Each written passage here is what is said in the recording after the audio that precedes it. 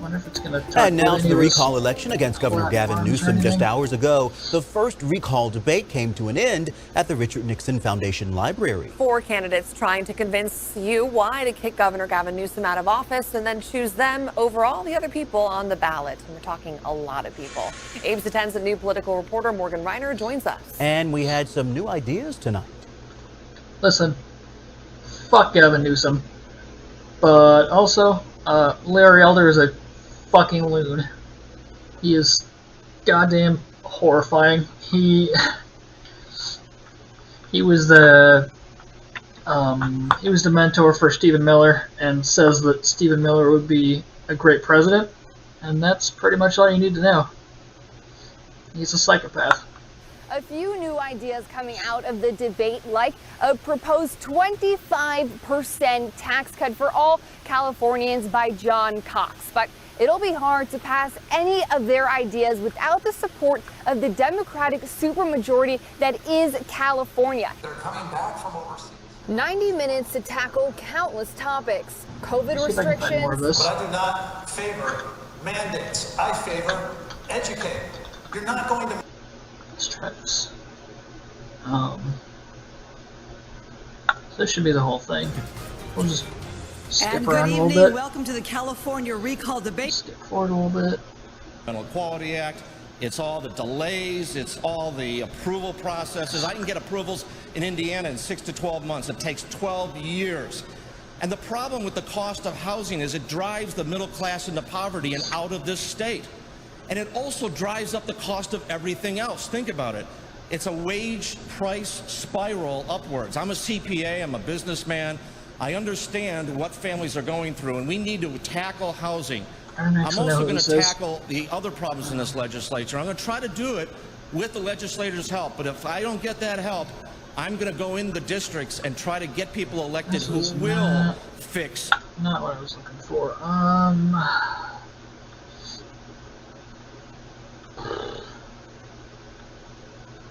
One.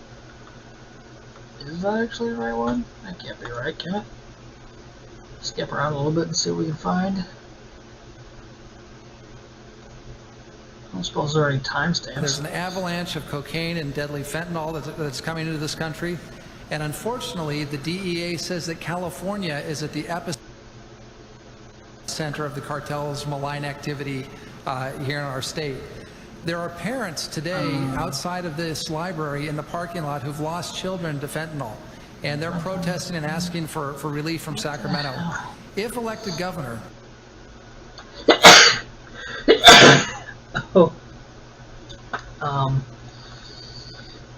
let's just try looking at this.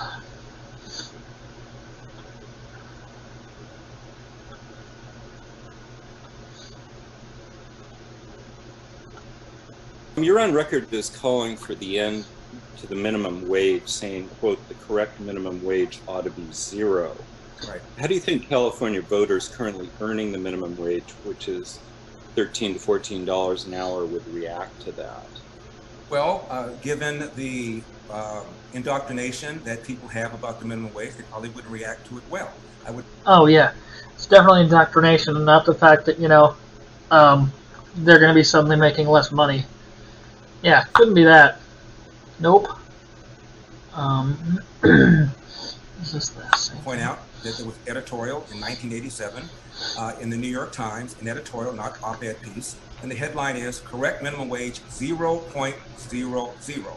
And they made all the economic 101 arguments. That is, that when you arbitrarily increase the cost of labor, all sorts of bad consequences come from that. People's hours are cut back, a hiring decision is deferred, prices of goods go up in order to compensate for that forced increase in labor, which is usually the biggest cost in running any kind of business. So my understanding is that the cost of goods doesn't go up 1-to-1 or really even close when the minimum wage is increased, because I think Seattle, let's see.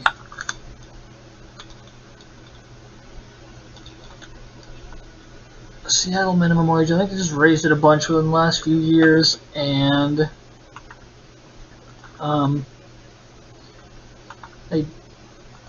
like, Seattle didn't implode. What else?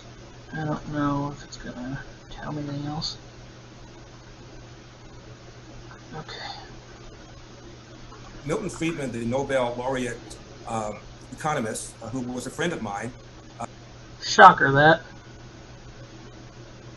Said that he believes that the minimum wage was, quote, the most anti-Negro law on the statute books, close quote, because at one time, believe it or not, a black teenager was more likely to be employed than a white teenager, more likely to be employed than a white adult, more likely to be employed than a black adult, because that teenager was able to sell his labor for less.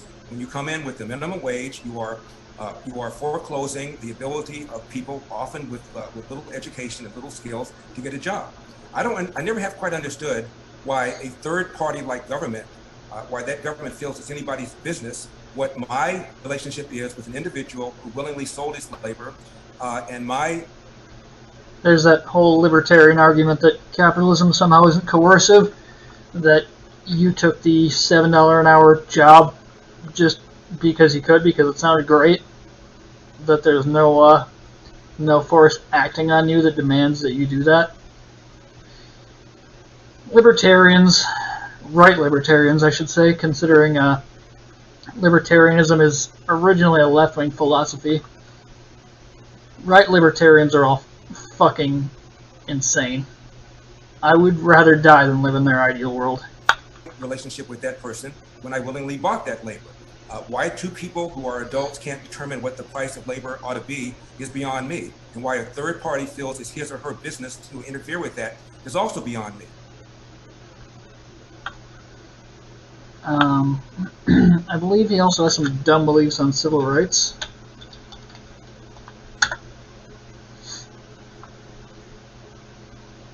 Let's see.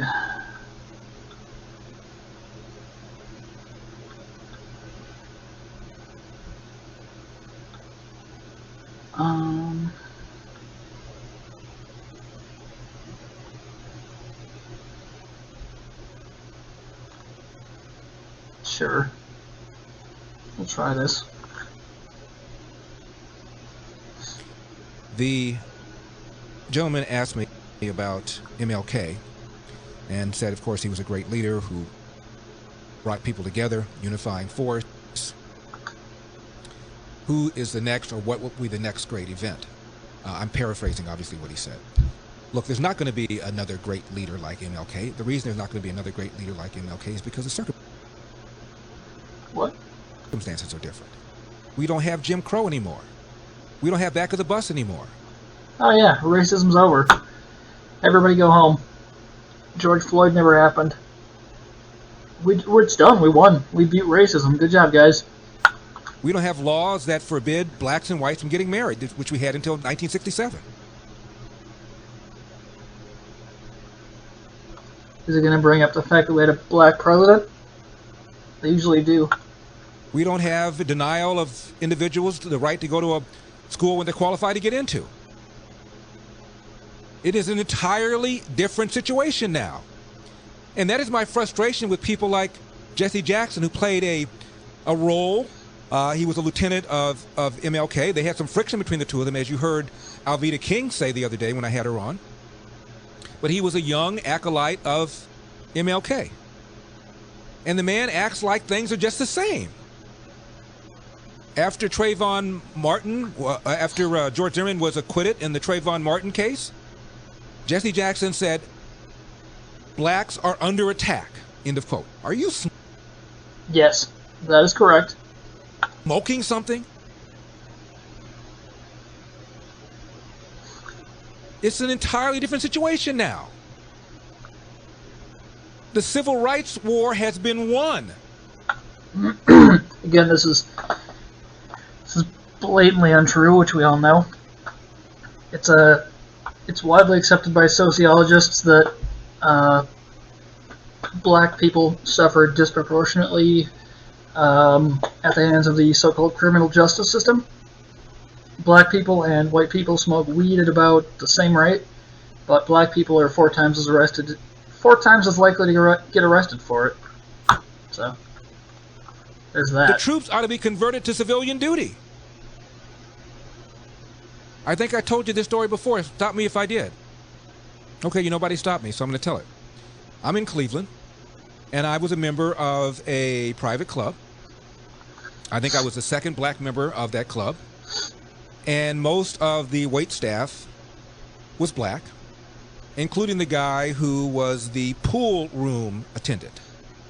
Now, I'm not a very good pool player, but I used to like to play, and he tried to improve my game. I never got very good. But we became friendly. And one day, we're walking out of the building together, and this is when Jesse Jackson was running for president. I can't remember whether it was the 88 race or the 84 race. He ran both times, but it happened one of those times. I think it was the second time he ran. And we're walking out of the building together, and he turns to me, and by the way, the man was as old as my father. He always called me Mr. Elder. I called him by his first name, which were the rules of the club. It always felt a little awkward, but we're walking out, and he said, "Mr. Elder, what do you think about the chances of our Jesse Jackson becoming president?" Now, because of the way he said our Jesse Jackson, I just assumed that he was a pro-Jackson guy, and I'm concerned about my relationship with him. I don't want to ruin it. You can ruin a relationship over politics, but I also don't want to lie. So I said to him, "Well, I just don't think he's qualified." And he said, "Me neither. He's in the we shall overcome business. And you know what, Mr. Elder? We done overcome." And that's why there won't be some leader like MLK, because there isn't an issue like that. There's a lot of money to be made in black conservatism like this, where you essentially just it's aimed at white it's aimed at white people to make them feel better, which is why it's so popular and profitable, because it makes them feel like they can't possibly be racist because racism is done. It's over. Candace Owens does this. So it's kind of a Thomas Sowell thing. Larry Elder does it. I mean, Thomas Sowell seems to be the only person they all refer back to, so I'm sure he'll bring him up at some point. Blacks are not denied our civil rights. The Fourth Amendment is not ignored anymore. There are more black elected officials per capita in the South than anywhere else in the country. Many of I think every single one of our major cities has had a black mayor. New York has had one, Chicago's had one, LA's had one. Oh, I guess that's it. Racism over. Racism obliterated. Good job. Houston's had one. Philadelphia's had one. We've had a Democrat governor from Virginia, one of the states of the Confederacy. We're crying out loud. Oh, did I mention the black president? Re-elected? There it is. Riddle me this. How does somebody...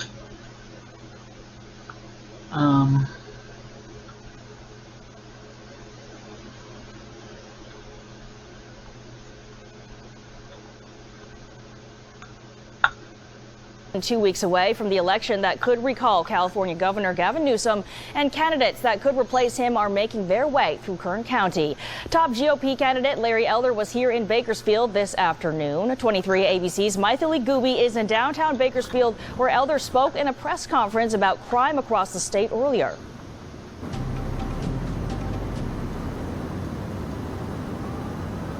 I'm here at the Liberty Bell by the Kern County Superior Court, where Larry Elder spoke with Kern County DA Cynthia Zimmer about the increase in crime and release of parolees in Kern County and across the state.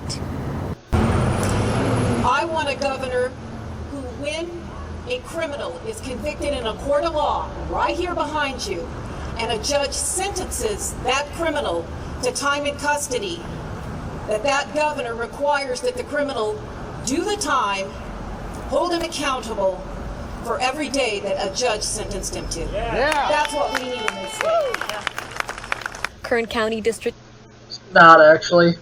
Our form of punitive justice doesn't do anything to prevent recidivism, because we essentially just, take away someone's prospects and dehumanize them and throw them in a box. Attorney Cynthia Zimmer spoke about the increasing crime and early prisoner releases during a campaign stop Thursday for Larry Elder, who is running to replace Governor Gavin Newsom. Newsom has already released all these people. Well, no more will be released, I'll tell you that. We have 76,000 that are ready for it, eligible early release either over the next coming months or coming years, according to the Associated Press. That is going to be reversed. And I want cops. He'll keep black people in jail as long as he possibly can. And they're the ones who are disproportionately targeted by our legal system, so I don't think he's good for black people. Not good for white people. To do their job, to be proactive, and to try to stop crime wherever they can. And I want prosecutors to do their job and charge people to the fullest extent of the law. When asked about how he would handle COVID guidelines and recommendations in the state, Elder says he will remove existing mandates. First thing I'm going to do when I become governor, to the extent that there are state mandates for state workers to be tested once a week and to wear a face mask at work, they're going to be repealed before I have my first cup of tea. Everyone join the death cult. We're just going to let COVID ravage the country until 2 million people have died. Hooray! Meanwhile, Newsom also held a press conference Thursday in San Francisco defending the COVID safety guidelines he put forward by saying that it's saving lives. Let's provide evidence now. We have among the lowest case rates in America right now, 4th lowest in America. We have one of the lowest positivity rates in America. It's below 5%. We have among the highest vaccination rates in America.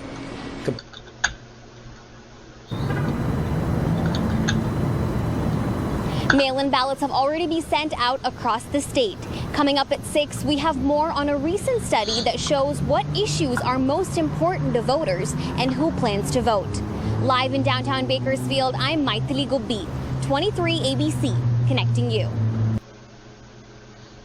Let's take a look at some of his policies. He's pro-life, of course, as a Republican, and that's pretty unsurprising, which is a shit position.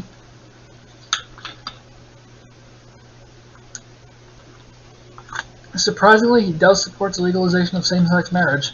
I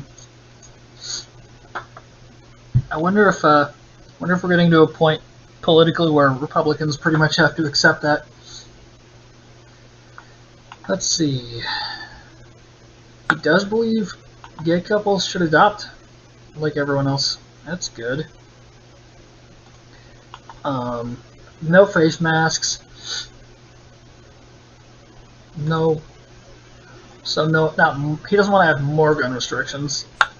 I don't love the way that's worded, but it doesn't say what he thinks about current gun restrictions.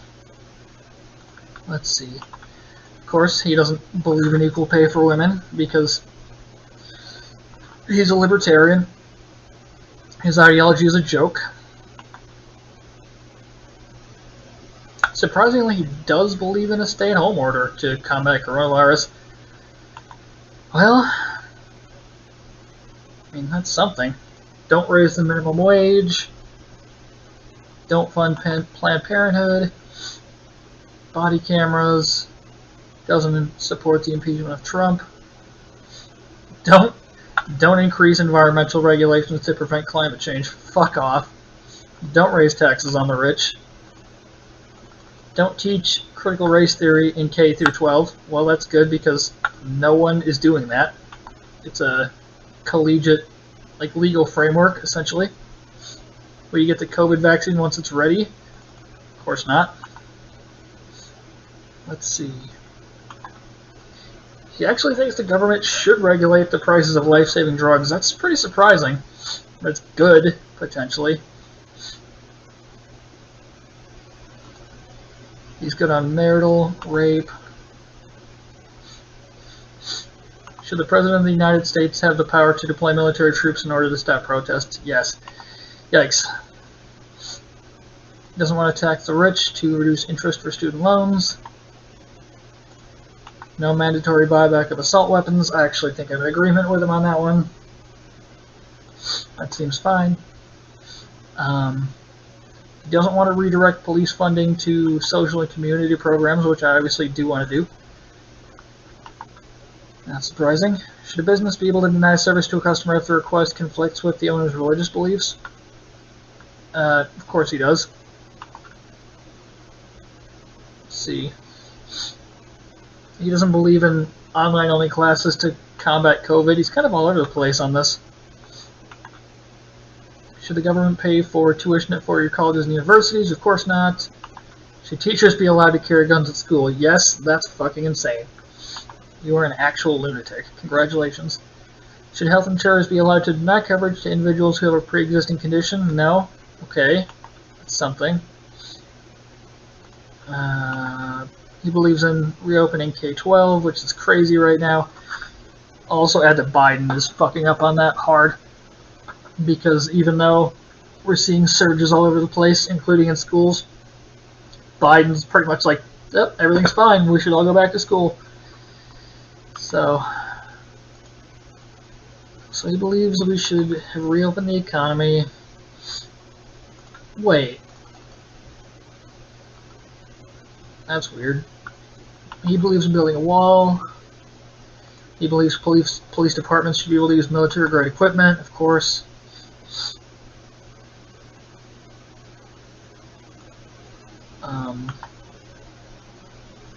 Of course, he doesn't believe in allowing transgender athletes to compete in the proper sport. Let's see. He believes in increasing border security.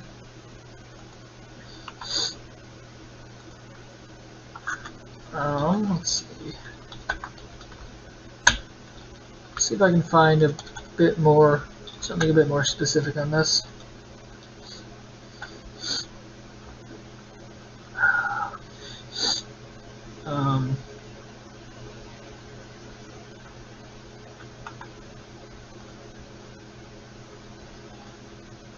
What's it going to tell me here?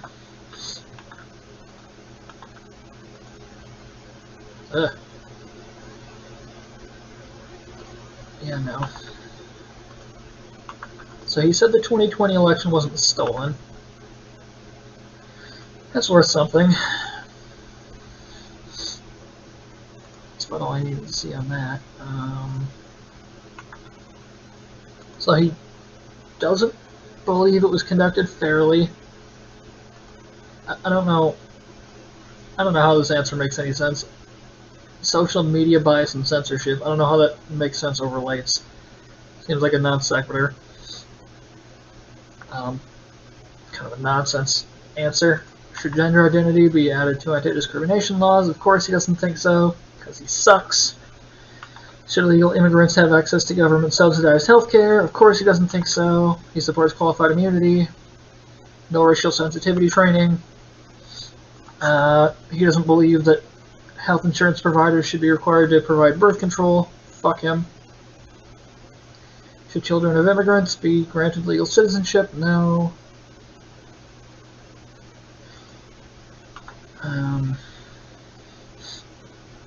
He doesn't believe in increasing funding for Medicaid. He believes in voter ID,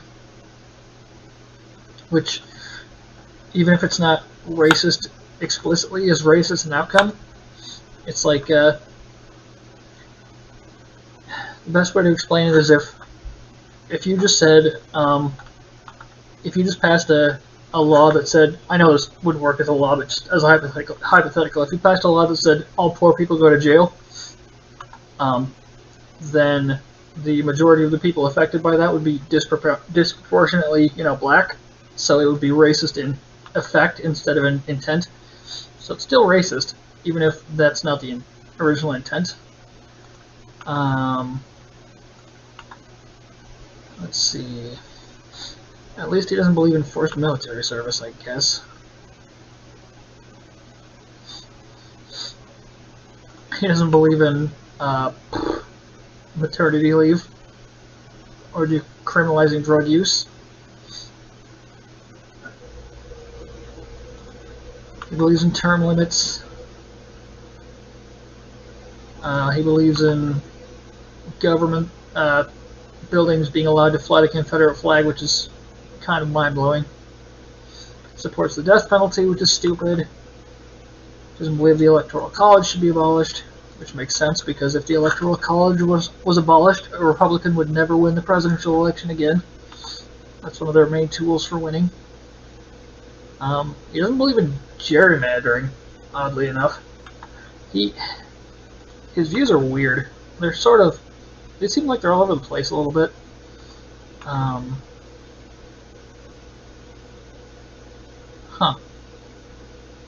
Doesn't support Obamacare.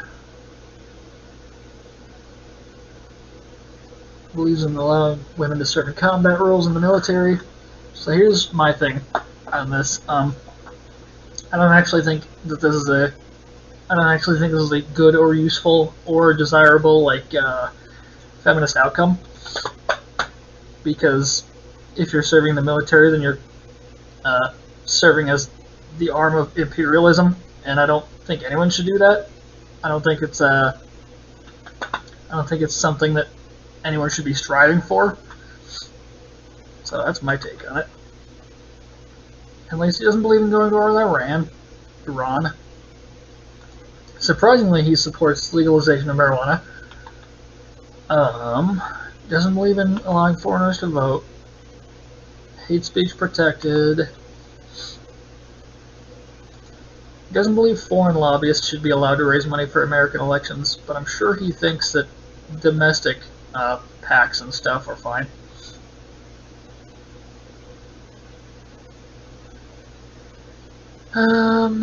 Abolish the NSA. That seems fine. Doesn't believe in mail-in ballots, of course. He says he doesn't believe in private prisons because they sacrifice the rehabilitative aspect. But he also doesn't believe in letting people out on good behavior, it seems like. So, kind of incoherent again.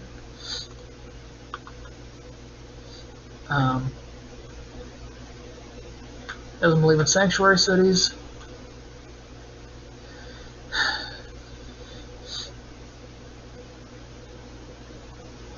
End all tax credits and subsidies to the energy industry.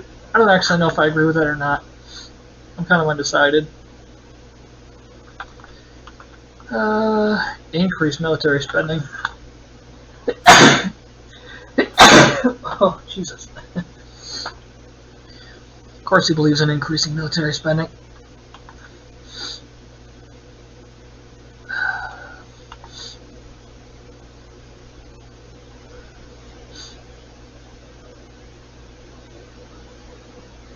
Believes in withdrawing from the Paris Climate Agreement. Doesn't support UBI.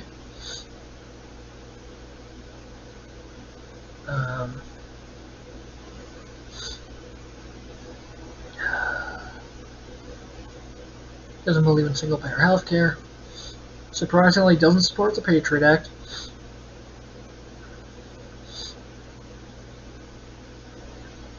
Doesn't believe in, what's it called?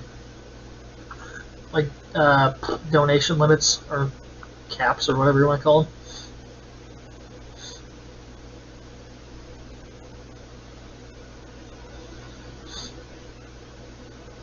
Wait, what? Okay.